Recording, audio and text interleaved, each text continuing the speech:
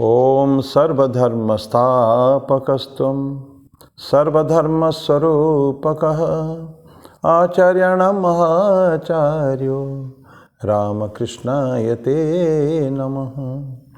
यथाग्निर्दाहिका शक्ति रामकृष्णे स्थिता हिया सर्वविद्यास्वरूपां तां शारदां प्रणमाम्यहम्। परतत्वे सदा लीनो रामकृष्ण समाज्ञया यो धर्मस्थापनरतो वीरेशं तं नमाम्यहम्। वीरेशं तं नमाम्यहम्। भगवान श्री रामकृष्ण देव, भगवती माँ शारदा जी और स्वामी जी का प्रणाम अर्पित करता हूँ। मेरे गुरुदेव पूजनीय स्वामी भूतेशानंद जी महाराज को हमारा प्रणाम और आप सभी का प्रणाम है। पिछले संडे को भाग 215 में हम लोग 37वां श्लोक कुछ पढ़े थे, अभी पूरा नहीं हुआ था, वहीं से आज शुरू करेंगे। हम लोग 37वां से आधा तक बात किए थे हम लोग। तो मोक्ष संन्यास योग तो 18वां अध्याय अभी भी चल रहा हम लोगों का, लेकिन एक भजन गाएंगे आज। भजन वो फेमस भजन है स्वामी जी जो नरेंद्रनाथ दत्त नट स्वामी जी। नरेंद्रनाथ दत्त जब पहली बार ठाकुर से मिले थे दक्षिणेश्वर में, तो उस भजन को उन्होंने गाया था। मन चलो निज निकेतन, बंगाली भजन है वो। उसके बारे में थोड़ा बात भी करेंगे थोड़ी सी। मन चलो निज निकेतने, मन चलो निज निकेतने, संसार विदेशे विदेशीर बेशे भ्रम केन करणे। मन चल निज निकेतने, विषय पंचक आर्भूतगण सब तोर पर केहन आपन। विषय पंचक आर्भूतगण सब तोर पर केहन आपन। पर प्रेमे केन होय अचेतन, भूली छ आपन जने। मन चल निज निकेतने, मन चल निज निकेतने। सत्य पथे मन करो आरोहण, प्रेमेरालो जाली चलो अनुक्षण। सत्य पथे मन करो आरोहण, प्रेमेरालो जाली चलो अनुक्षण। संगीते संबल राखो पुण्य धन, गोपने अति जतने। लोभ मोह आदि पथे दस्युगण, पथिकेर करे सर्वस्व मोक्षण। लोभ मोह आदि पथे दस्युगण, पथिकेर करे सर्वस्व मोक्षण। परम जतने राखो रे प्रहरी, समादम दुई जने। मन चल निज निकेतने, मन चल निज निकेतने। साधु संग नामे आछे पान्थ धाम, श्रांत हले तथा करिबे विश्राम। साधु संग नामे आछे पान्थ धाम, श्रांत हले तथा करिबे विश्राम। पथ भ्रांत हले सुधाइबे पथ, से पान्थ निवासी गणे। यदि देखो पथे भैरी आकार, प्राणपणे दियो दोहाई राजार। यदि देखो पथे भैरी आकार, प्राणपणे दियो दोहाई राजार। से पथे राजार प्रबल प्रताप, समंडरे जार शासने। मन चल निज निकेतने मन चल निज निकेतने। संसार विदेशे विदेशीर बेशे भ्रम केन अकारणे। मन चल निज निकेतने, मन चल निज निकेतने।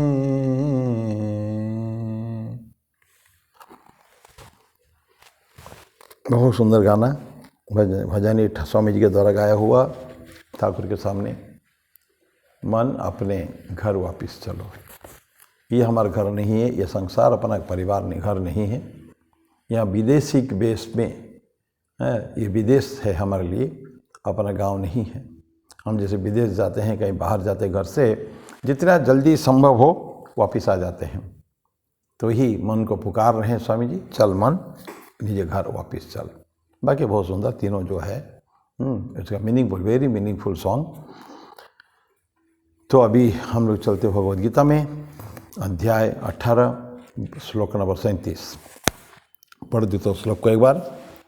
यत्तदग्रे विश्वमिव परिणाम मृतोपमम तत्सुखम सात्विकम प्रोक्तम आत्मबुद्धि प्रसादजम। जो वह सुख पहले विष जैसा प्रतीत होता है, परंतु परिणाम में अमृत के तुल्य है। आत्मबुद्धि के प्रसाद से अर्थात आत्मनिष्ठ बुद्धि के निर्मलता और प्रसन्नता से उत्पन्न हुआ वो सुख सात्विक कहा गया है। अब उसमें से हम लोगों ने काफ़ी हद तक पढ़ लिया है, तो उसको एक बार फिर से रिपीट करेंगे। उसको 37 श्लोक जो है हम लोगों ने पढ़ा था वहाँ तक, अंतिम बस लास्ट जब बात हुई थी ना, वहाँ थोड़ा चर्चा करेंगे। पता था कि जब इंसान जब सेंसुअल लाइफ, भौतिक जीवन, प्रचंड माने अयासी भोग विलासिता के जीवन यापन करता है, तब अभी तो पता नहीं चलता है, लेकिन उस समय उसको लगता है जो रियल सेंस में वो चाहते नहीं, लेकिन उसमें करना पड़ता है, कर रहे हैं। ऐसा लगता है कि जैसे is a fish out of water, जैसे मछली को बाहर निकाल दिया जाए, जल से बाहर निकाल दिया जाए, ऐसा लगता है उसी तरह का ही है। ठीक।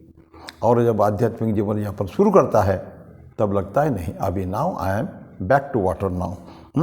तो दैट मीन्स रियल सेंस में जो स्पिरिचुअल मेंटालिटी के व्यक्ति है, उनको कभी भी भौतिक सुख में अच्छा नहीं लगेगा कभी भी। भगवान श्री रामकृष्ण देव जब चर्चा करते हैं सप्त भूमि की बात, साढ़े 6 भूमि या 7 भूमि की बात करते हैं, मूलाधार से लेकर सहस्रार तक, उसमें बोलते हैं। तो जब चौथी भूमि में जो पहुंच जाता है, तब उसको और ये भौतिक बातें, सांसारिक बातें करने की एकदम इच्छा नहीं होती है। जैसे लगता है कहाँ से उठ के चला जाऊँ वहाँ से, क्योंकि नाउ ही स्लोली इवॉल्विंग। उनका जो होता है धीरे धीरे सरपेंट जो ऊपर ऊपर जाता है, जो कुंडलिनी शक्ति जो ऊपर ऊपर चलता है, उस समय में उसको ऐसा लगता है कि no, I should not talk about what to say worldly things, sensual things, materialistic things. वो भौतिक विषय में चर्चा एकदम नहीं करना चाहता, अच्छा नहीं लगता। ठीक उसी तरह का फिश आउट ऑफ वाटर, मछली जब हम छोड़ देते, जल से निकाल के फेंक देते हैं, बाहर रख देते हैं, वो बिल्कुल मरने की स्थिति में आ जाती है। जैसे फड़फड़ाता है, again it is back to water. अब उनको एक लगता है यस, मैं अपने घर में भी आ चुका हूँ, आई एम कंफर्टेबल हियर, ये बात बस चलता है। अब आगे हम लोग बढ़ते हैं। स्पिरिचुअल अब जो है, जो मनुष्य जो चाहता है स्पिरिचुअल लाइफ लीड करने के लिए, वो उसका मेरिट क्या है, वो 2 व्यक्ति को अगर कंपेयर करेगा वो जीवन में, तो जान पाएगा वो एडवांटेज क्या है, इम्पोर्टेंस क्या है, महत्व क्या है आध्यात्मिक जीवन का। 2 व्यक्ति को देखना पड़ेगा कंपैरिजन के लिए। एक तो योगी और एक है सेंसुअल पर्सन, जो प्योरली सांसारिक बातों में मग्न है। जो एक योगी जो पूरा तरह अपने आप को विड्रॉ कर लिया है उस जगत से, सांसारिक रहना तो इनको संसार में ही है, संसार में रहें, लेकिन सांसारिकता अंदर हमारे प्रवेश ना करें, यही ठाकुर हमको बार बार बोलते हैं। तो संसार हम तो जन्म लिए हैं, रहना तो संसार में, परिवार के बीच में भी रहना है, साधु लोग, सन्यासी लोग फिर भी बाहर रहते हैं, थोड़ा सा संसार से बाहर, थोड़ा संसार मतलब अपने परिवार से बाहर रहते हैं। पर जो गृहस्थ व्यक्ति, वो आध्यात्मिक होने के बावजूद भी रहना तो संसार में उसको है, रह के भी, तो ऐसे व्यक्ति एक है संसार में, प्योरली संसार में मग्न है, पूरी तरह डूबा हुआ संसार में, और दूसरा व्यक्ति है योगी, जो ये सब चीज़ों में उनका कोई माने कनेक्शन नहीं है, संसारिकता से कनेक्शन नहीं है, रहते हुए संसार में भी। मन he is like a, Thakur की भाषा में, he is like a boat, जो पानी में तो रहता है लेकिन जिसके अंदर पानी कभी प्रवेश नहीं करता है। ऐसे व्यक्ति जो है वो संसार में रहते हुए भी सांसारिक नहीं है, संसार में रहे सांसारिकता उसके अंदर प्रवेश न करे। तो ये व्यक्ति क्या देखेगा, योग एवं योगी को, एवं और एक जो सेंसुअलिटी का जीता हुआ पर्सन, उनको देखेगा। वो कैसे एक व्यक्ति जो है वो जीवन को, उनका जो जीवन जो है खूब आनंद में रहता है, वो जीवन को धीरे धीरे बनाता है, आध्यात्मिकता में धीरे धीरे ऊपर उठता है, और ये स्पष्ट उसको देखता है। और दूसरा है क्या है कि जो संसार में रहा है, जीवन तो जीता है वो भी है, लेकिन उसका जीवन दुर्लभ हो जाता है, कभी कभी खींच जाता है वो व्यक्ति। क्यों? आज एन्जॉयमेंट, एक there is a limit to enjoyment also. कितना एंटरटेनमेंट करोगे, कितना एन्जॉयमेंट करोगे, कितना खाएंगे पिएंगे, आफ्टर ऑल वो चीज़ के कभी ना कभी डिससेटिस्फैक्शन हो जाता है। कभी हमने इकोनॉमिक्स में पढ़ा था, law of diminishing marginal utility. एक वस्तु हमको बहुत अच्छा लगता है, एक खाएंगे अच्छा लगेगा बहुत, दूसरा खाएंगे भी ठीक है, जैसे जैसे बढ़ाते के जाएंगे धीरे धीरे उस वस्तु के प्रति वो हमारे एक वितृष्णा का भाव हो जाएगा, और एक स्टेज आएगा अगर ज़बरदस्ती उसको खिलाया जाए तो उल्टी भी हो सकती है।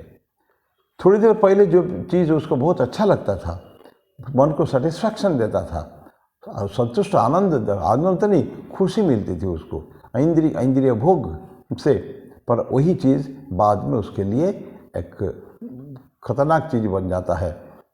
उसको वितृष्णा हो जाती है उस चीज़ से।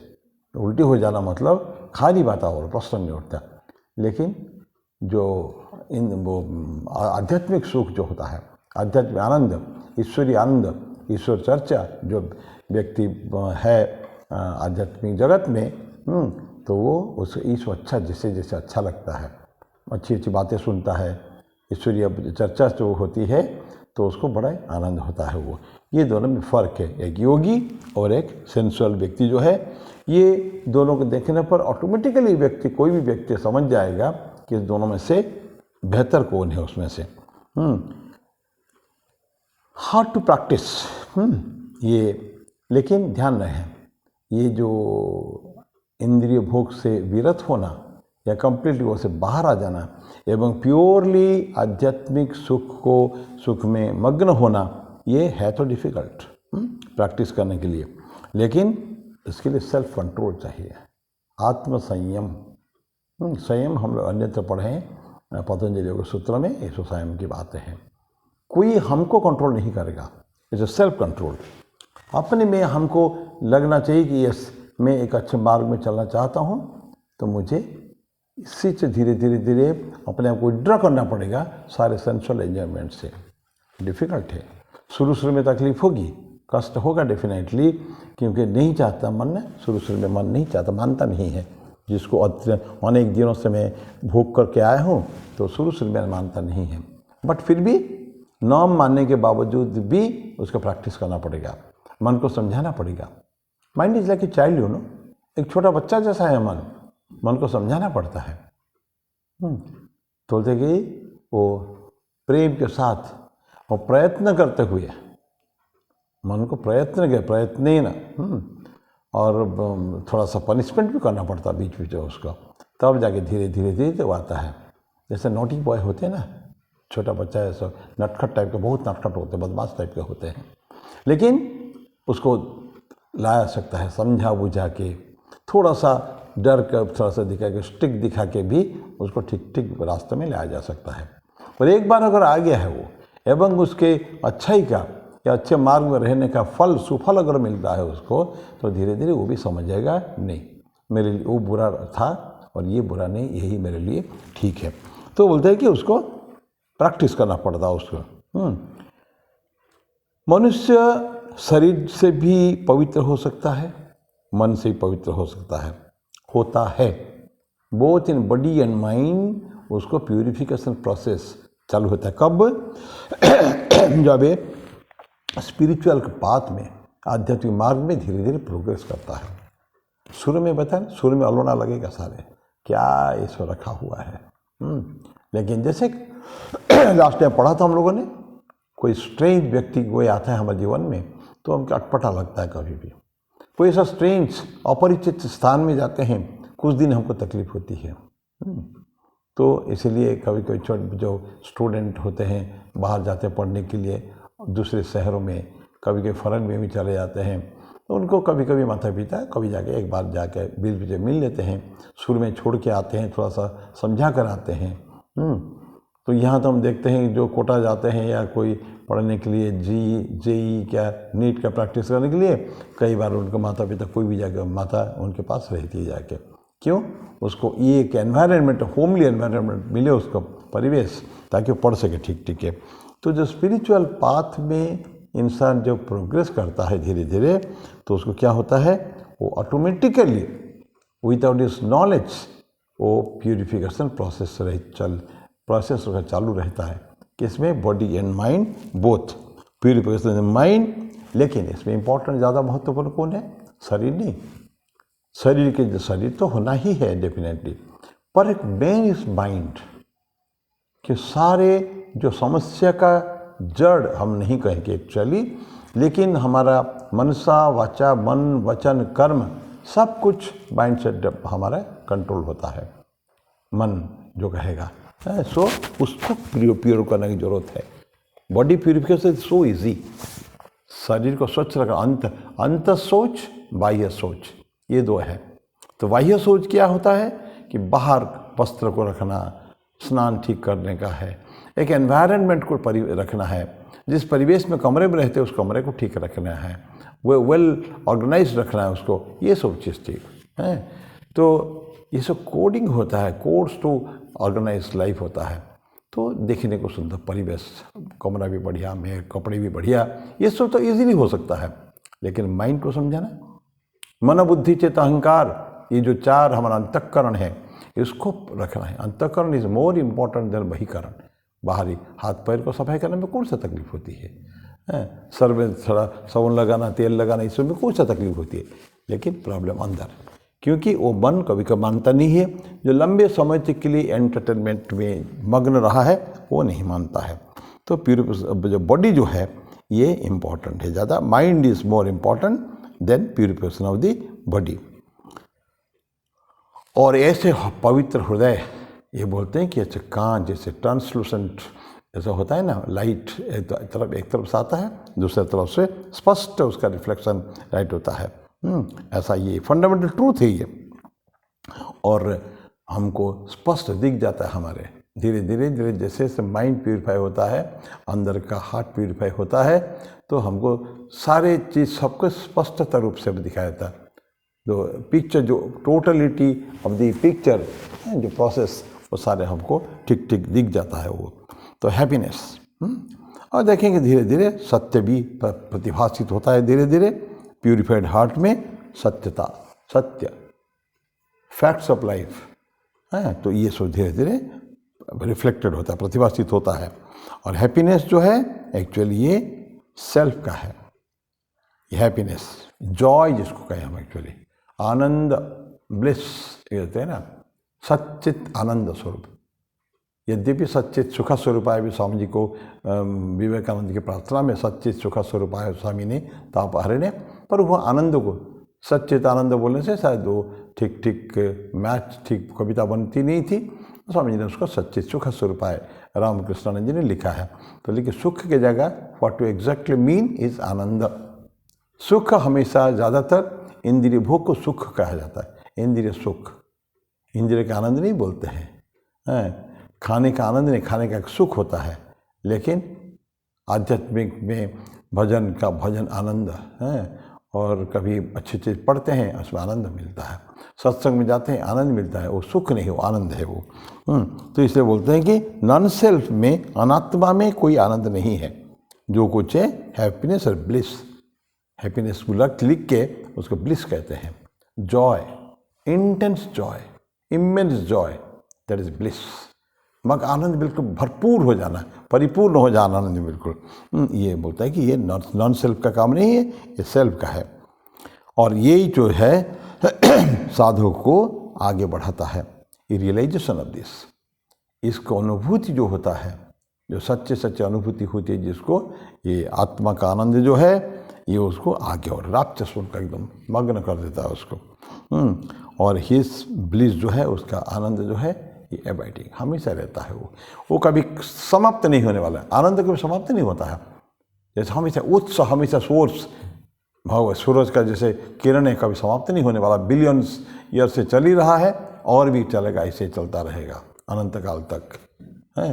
तो उसी तरह का है ये जो सच, जो आनंद आता है अंदर से, उसका कभी स्रोत इतना पावरफुल है, वो कभी समाप्त नहीं होता है। और साधना जो है, साधना जो हार्ट शुरू होता है, हार्ट टास्क, साधना के आनंद शुरुआत के दिनों में, प्राथमिक दिनों में अच्छा नहीं लगता। कभी भी हम पढ़ चुके हैं पहले आनंद में, तो लिखा कहाँ समाप्त होती है उसका, शुरुआती तकलीफ होती है, खट्टा होता है, लेकिन समाप्ति कहाँ होती है, सुप्रीम हैप्पीनेस। और ये पॉसिबल किसके लिए, सात्विक आनंदों के लिए। तो शुरुआत हुई थी तकलीफ में और अंत होता है उसका परम आनंद में। यही हमको चाहिए। इसीलिए हमने श्लोक में क्या पढ़ा था, यत्तदग्रे विषमिव परिणाम अमृत उपमम। जो शुरू में ये श्लोक हमारा था, 37वां श्लोक, यत्तत् अग्रे पहले, विषमिव परिणाम अमृत उपमम। ठीक है, तो ऐसा ही चाणक्य श्लोक में भी है, जो शुरू में जो दिखता है थोड़ा सा जहर होता है, जहर जैसा लगता है, लेकिन सारा कंटेंट जो है ये अमृत है हुआ। तो वो चीज़ हमारे लिए अच्छी है। तो ये बोलते हैं कि ये सात्विक सुख होता है।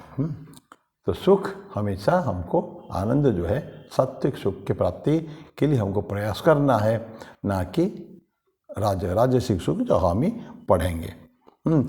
तो शुरुआत कहाँ होती है, शुरुआत में अच्छा नहीं लगता है। यमराज नचिकेता को जो समझाते हैं कठोपनिषद में, ये बात आती है, श्रेयस और प्रेयस। अभी हम जो पढ़े ना, दिस इज श्रेयस। श्रेयस में क्या होता है, शुरुआत में अच्छा नहीं लगता है, अनकंफर्टेबल लगता है, क्या ये तमाशा है, लेकिन बाद में थोड़ा सा कंटिन्यू करें तो श्रेयस में होता है, शुरू में अच्छा थोड़ा लगता नहीं है, लेकिन उसका जो प्रैक्टिस करेंगे, that is for a much brighter future. और प्रेयस क्या होता है, अभी शुरू में तो अच्छा लगता है, लेकिन धीरे जैसे वो प्रैक्टिस करेंगे तो धीरे धीरे हमको डलनेस की तरफ ले जाएगा, क्योंकि आगे बढ़ नहीं पाएंगे। और एन्जॉयमेंट कभी ना कभी जगह बंद हो जाता है, डिससेटिस्फाइंग हो जाता है, अलोना लाने लग जाता है। तो इसलिए हमको क्या करना चाहिए, हमको सात्विक सुख की प्रैक्टिस करना चाहिए। ठाकुर का एक छोटा सा कहानी पढ़ते हैं। तो बड़े मतलब कि पुराने ज़माने में जयपुर में गोविंद जी के मंदिर था, बहुत फेमस मंदिर। और वहाँ उस समय जो पंडित जो रहते हैं, बड़ा सब शादीशुदा कोई नहीं थे, बहुत तेजस्वी थे बिल्कुल भी। तो लोगों के वो एकदम इतना स्ट्रिक्ट थे कि कहीं जाना नहीं हो, सब मंदिर छोड़ के जाना ही नहीं। कोई राजा का भी आता था, राजा वो भी कोई बुलवा भेजता था कि पंडित आने के लिए, ये लोग बोल देते थे, इतना तेज था कि राजा को बोलो हमसे आके मिले। राजा ने देखा इतना गड़बड़ है, मेरे राज्य है, मंदिर भी अपना ही वहीं है कि है, तो मैं बुलाता हूँ वो लोग आते नहीं हैं, बोलते कि राजा को बुला मिलने के लिए। तो मंत्री से सलाह करके उन सबके विवाह करवा दिया। जहाँ अभी तक शादी नहीं थे, तेज ब्रह्मचर्य का तेज था, अब जैसे शादी हो गई, अब राजा को और बुलाने की जरूरत नहीं पड़ता है। तो ये लोग जाते, खुद राजा के पास जाते थे। क्यों? विवाह हो गया, कुछ बच्चे हो गए, बीवी को आज ये चाहिए, कल वो चाहिए, कल अन्नप्राशन है, कल उपनयन संस्कार है, कल और तरह तरह की डिमांड्स उनके रहते हैं, क्योंकि अभी तक तो बीवी थी नहीं, बच्चे भी थे नहीं, तो डिमांड कुछ था ही नहीं। So free. भोजन तो राज परिवार से मिलता ही होगा डेफिनेटली उनको, तब कोई प्रॉब्लम नहीं था। अब जब राजा के पास नहीं गए, राजा ने जानबूझ के उनको शादी करवा दी, बस बाकी तो फिर करने की आवश्यकता नहीं है, तो फिर खुद ही जाते थे। कहानी बोलती है, राजा के पास जाके, राजा महाराज ये लिखिए निर्मल्य धारण करिए, भगवान के प्रसादी साड़ी, प्रसादी धोती या फूल की माला, ये सब करके फिर जाके पहुंच जाते थे कि ये लीजिए अन्नप्राशन हमारे बच्चे का है, तो मदद के लिए चले गए। कल और फंक्शन है, उपनयन संस्कार है, मदद के लिए चले गए। जब जब इच्छा तब सारे पंडित लोग जाकर राजा का तो राजा देख लिया कि अभी तक क्या चाहिए उनको, अभी तक तो बड़े तेज था, अभी नहीं रहा। तो ये एक छोटी सी केवल कहानी है केवल। तो हमको अगर अच्छा रहना है तो right from beginning to end अच्छा ही रहना है। तो ये वर्ष नंबर 37 का की समाप्ति हुई है। अब वर्ष नंबर 38 श्लोक बढ़ता है। अभी तक हमने सात्विक सुख पढ़ा, अब क्या पढ़ेंगे? राजसिक सुख। ध्यान रहे शुरू से ही 18वां अध्याय में तीनों सात्विक, राजसिक, तामसिक तीनों पढ़ते हैं। विषयेन्द्रिय संयोगात यत्तग्रे अमृतोपमम परिणाम विषमेव तत्सुखम राजसम स्मृतम। जस्ट उल्टा है। विषय और इंद्रियों के संयोग से उत्पन्न हुआ जो वह सुख पहले अमृत तुल्य होता है, परंतु परिणाम में विष के जैसा होता है, वो सुख राजसिक कहा गया है। ठीक सात्विक अपोजिट। सात्विक क्या था? सूर्य में अमृतोपम और बाद में विष, नहीं सॉरी, पहले विषमीव यत्तग्रे विषमीव परिणामी अमृतोपम। पहले थोड़ा सा कड़वा लगेगा, विष मतलब जहर नहीं है, लेकिन एकदम डिससेटिस्फाइंग। ऐसे अगर शुरू में हो लेकिन बाद में पूरा आगे साथ होल फ्यूचर इज स्वीट, अमृतोपमम, उसको सात्विक पढ़ा है। अब जस्ट अपोजिट है, शुरू में हमको अच्छा लगता है लेकिन बाद में सब कठिन है, कष्टदायक उसमें है, कष्ट ही कष्ट उसमें रखा गया है। और क्यों? ये जो अच्छा विषय और इंद्रिय का संयोग, आप आदमी कैसे सेटिस्फाइड होता है, अच्छा कैसे लगता है? मेरी आंखें कुछ देखना चाहती है और वो हमने उसको सप्लाई कर दिया। हमारे सामने ईश्वर के रूप भी है, अत्यंत डिवाइन जो उनका पिक्चर हमारे पास भी है, और वही घटिया पिक्चर भी हमको मिल सकता है जो इंद्रियों को ये करता है, उत्तेजित करता है। जो है ऐसे भी छवि है। ईश्वर के तरफ देखे वहाँ आंखें जाते हैं, और कुछ जो है अच्छे है, देखने के लिए खूब सुंदर है। तो इंसान, जो व्यक्ति को शुरू से एक आदत है, आदतन गलत चीज़ें देखने की आदत है, तो क्या था, उसका इंद्रियां एवं उसका जो object, this two things get connected. मेरे गलत चीज़ सुनने को मिलता है, कोई भजन सुनने में इच्छा करता है, उसको केवल उनको आध्यात्मिक चर्चा करने को अच्छा लगता है, करता है और भजन करता है। वो दूसरे व्यक्ति घटिया गाना सुनता है, जो बहुत ही होपलेस सॉन्ग्स होता है, सिनेमा में सॉन्ग होते हैं, बाहर के कोई सॉन्ग्स होते हैं। तो ऐसा शुरू में तो अच्छा लगेगा, लेकिन कब तक सुन पाएगा ऐसे घटिया चीज़ें? कब तक वो खा पाएगा? मैंने रसगुल्ला का उदाहरण दिया था, या कोई अच्छी चीज़ का उदाहरण दिया था। पहले तो अच्छा लगता है लेकिन बाद में अच्छा नहीं लगता है। इसका बहुत सुंदर उदाहरण देते हैं ठाकुर। वो ऊँट है, कांटा खाता है, कटीला घास, या कुत्ता एक हड्डी चबाता है। कुत्ता जब हड्डी चबाता है, हड्डी को सूखा हड्डी, ड्राई बोन, वो क्या होता है, उसको अच्छा लगता है। अच्छा इसीलिए नहीं लगता है कि उसमें कुछ रस है, उसमें रस कुछ नहीं, हड्डी में, हड्डी तो हड्डी ही होता है। तो इसके जो थोड़ा धर करके खून निकलता है, वो खून ही उसको नमकीन नमकीन लगता है, वो ऊँट को भी या ये कुत्ता को भी, तब अच्छा लगता है। कि बाद में तो खून बहता है, दर्द होता है, तब कष्टदायक होता है। बहुत पहले इसी के ऊपर हमारे एक बड़े संत हो गए हैं, साधु हो गए रामकृष्ण मिशन के, वो बोले थे देखो पता है ये एंजॉयमेंट क्या होता है, जिसको कभी खुजली होती है ना, दांत खुजली होती है जिसको, एक्जिमा या जो भी रिंग वर्म जो होता है, तो कभी कभी बड़ा इचिंग होता है उसमें, तो फिर आदमी उसको खरोचता है, उसको खरोचता है, उस समय बड़ा अच्छा लगता है। लेकिन जैसे खरोचना बंद हो जाएगा, इधर इचिंग भी बंद हो जाएगा, तुम्हारा स्क्रैपिंग उसका बंद हो जाएगा, फिर भयंकर जलन होता है वहाँ, कभी कभी खून निकलता है और वो कष्ट लंबे समय तक कष्ट रहता है। तो शुरू में ये ठीक वही है, राजसिक सुख ऐसे ही है, शुरू में थोड़ी देर अच्छा लगता है, बाद में बड़ा कष्टदायक हो जाता है वो, ऐसे है। तो विषय और इंद्रिय के कनेक्शन से तो ये जो contact of the senses with their objects ये होता है, सेंस एंड ऑब्जेक्ट्स को कनेक्शन में ही हमको मिलता है। तो भागते हैं ना, अनकंट्रोल्ड सेंसेस जो होता है, they are just like horses. ये हमारा आज फिर मैं वो नचिकेता उपाख्यान में आऊँगा, मैं आ रहा हूँ, तो उसमें कठोपनिषद में ये बोलते हैं, तो आत्मानम रथिनम विद्धि शरीरम रथमेव, तो शरीर रथ है, आत्मा रथी है, मालिक, और बुद्धिम तो सारथिम विद्धि, बुद्धि सारथी है, मन प्रग्रहमेव च, मन क्या है, लगाम है। और आगे बोलते हैं जो हमारे इंपॉर्टेंट है, इंद्रियाणि हयानाहु विषयान्स्तेषु गोचरान।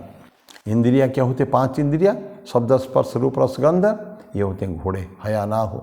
और विषय क्या होता है, तो उनका गोचर वस्तु जो है, आँखों के लिए दृश्यमय जगत, कानों के लिए श्रव्यमय बद्ध होता है, सूंघने के लिए कुछ चाहिए मटेरियल, टच करने के लिए विशेष करके वो सेक्सुअल जो बातें हैं ये सो, तो उसमें स्पर्श इंद्रिया है, बहुत पावरफुल इंद्रिया है, वेरी ऑब्स्टिनेट, ऐसे इंद्रिया।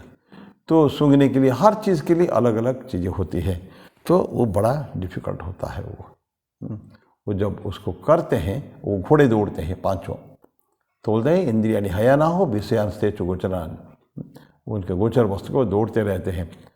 If we do not control them, control करने की आवश्यकता उसको। स्वामी जी बोलते हैं घोड़ा, a horse is running like anything.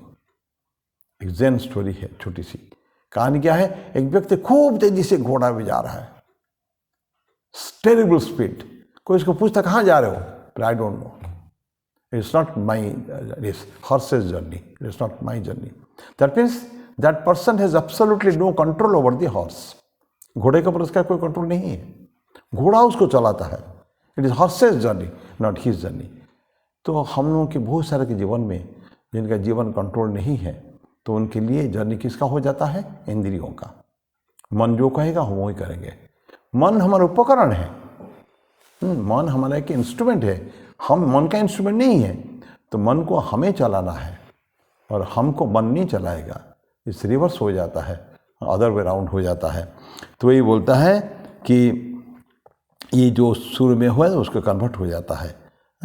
तो कंटेंट जो है सेंसेस का, ये हमको क्या कर देता है, पॉइजन हो जाता है। शुरू में बड़ा अच्छा लगता है, लेकिन बाद में धीरे धीरे लंबे समय के बाद वो हो जाता है, जहर की भांति हो जाता है। तो उसको फिर कंट्रोल करना हमारे लिए बड़ा डिफिकल्ट होता है। तो ये हमारा जो स्टेमिना, स्ट्रेंथ जो होता है ना, शक्ति, वीर्य, तेज, वो सब समाप्त हो जाता है।